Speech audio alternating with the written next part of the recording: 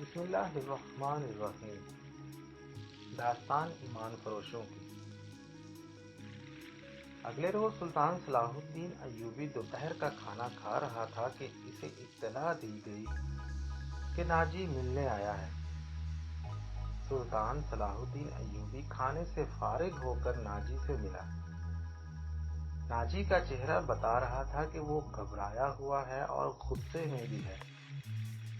اس نے ہکلانے کے لہجے میں کہا، میرے امیر، کیا یہ آپ نے حکم جاری کیا ہے کہ سوڈانی فوج کی 50,000 کی نفری مصر کی اس فوج میں شامل کر دی جائے جو حال ہی میں تیار ہوئی ہے؟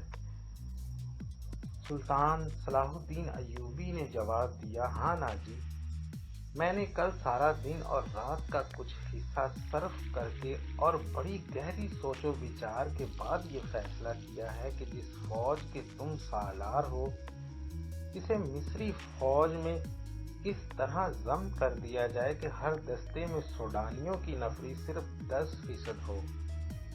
اور تمہیں یہ حکم بھی مل چکا ہوگا کہ تم اب فوج کے سالار نہیں ہوگے، تم فوج کے مرکزی دفتر میں آ جاؤ گے۔ ناجی بولا، عالی مقام، مجھے کس جرم کی سزا دی جا رہی ہے؟ سلطان بولا، اگر تمہیں یہ فیصلہ پسند نہیں تو فوج سے الگ ہو جاؤ۔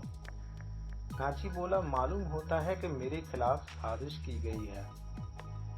آپ کے بلند دماغ اور گہری نظر کو چھان بین کر لینی چاہیے تھی۔ مرکز میں میرے بہت سارے دشمن ہیں۔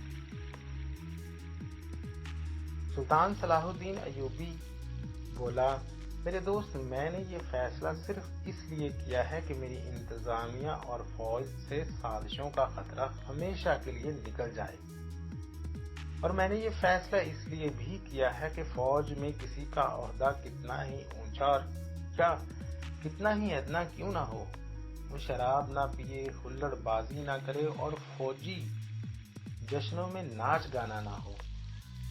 ناجی بولا، مگر عالی جا، میں نے آپ سے اجازت لی تھی۔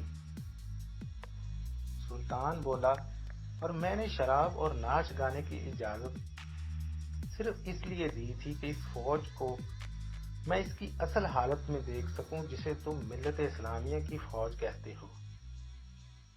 میں 50,000 نفری کو برطرف نہیں کر سکتا، مصری فوج میں اسے شامل کر کے اس کے کردار کو سدھار ضرور سکتا ہوں۔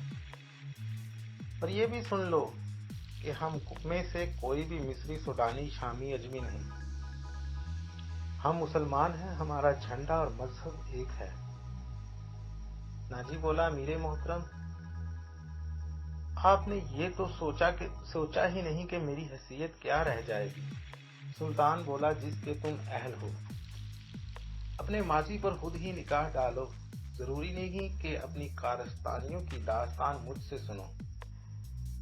فوراً کاغذات تیار کر کے میرے نائب کے حوالے کر دو، 7 دن کے اندر اندر میرے حکم کی تعمیل مکمل ہو جانی چاہیے۔